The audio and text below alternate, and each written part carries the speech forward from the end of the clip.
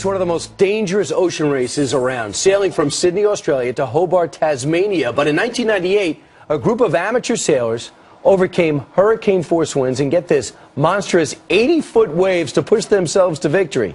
Our next guest says their story of triumph and survival provides timeless lessons in teamwork that could help you. Joining us right now is the author of Into the Storm, Lessons in Teamwork from the treacherous Sydney-Hobart Ocean Race, Dennis Perkins. Dennis, welcome. Great to be here. You weren't at this race in particular. I wasn't at this race. I did another one, but I wasn't there in '98. So first off, some of the things you learned from this in particular, they have a smaller vessel than most. This is a huge storm. So many said go around the storm and did. These guys went into it. Why did that? Why did that work? What could we learn from that?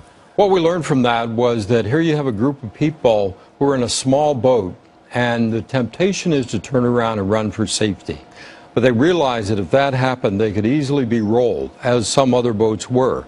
So they huddled, they thought about it together, and they decided we need to sail into this storm, even though it means sailing hundreds of miles into the Bass Strait. And you just know those stats, 80-foot waves. I'm going around it, but that's me. Yeah. But here we go. Some of the lessons you boil down to in your book. Number one, put team unity first.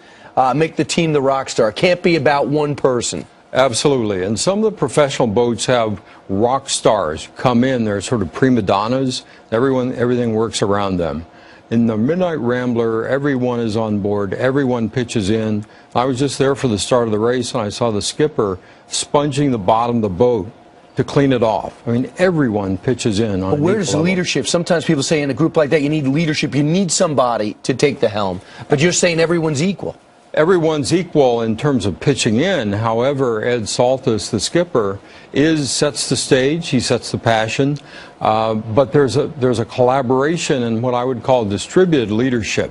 So it doesn't mean it's a democracy, but it means that the leadership roles are spread around. All right, Dennis, you say take calculated risks like the one we just discussed, going into the storm. Absolutely. So they were thinking about what should we do. They saw other boats sliding down the faces of these big waves, and they said, even though it feels more dangerous, the right thing for us to do is to sail hundreds of miles into the storm. Hey, it reminds me, too, on a simpler level, someone saying, look at my stack of bills, how am I ever going to pay them? Yep. Instead of walking by those bills, dive into them, make the call, and see what you can do. Exactly. All right. Exactly. You say practice resilience, master the art of rapid recovery. Don't beat up on yourself if you do make a mistake, right? Absolutely. In ocean races, boats are going to go over.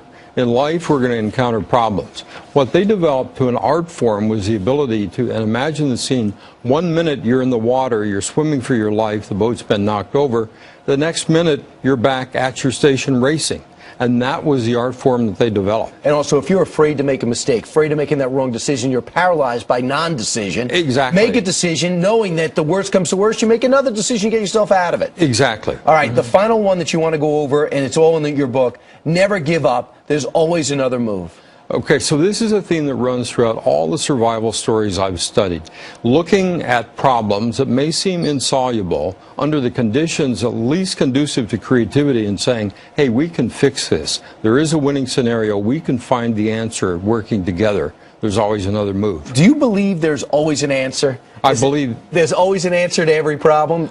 I believe there is always an answer, or at least that mindset is the one that enables you to overcome enormous odds. Well, the name of the book, which is out now, Lessons in Teamwork from the treacherous Sydney to the Hobart Ocean Rescue.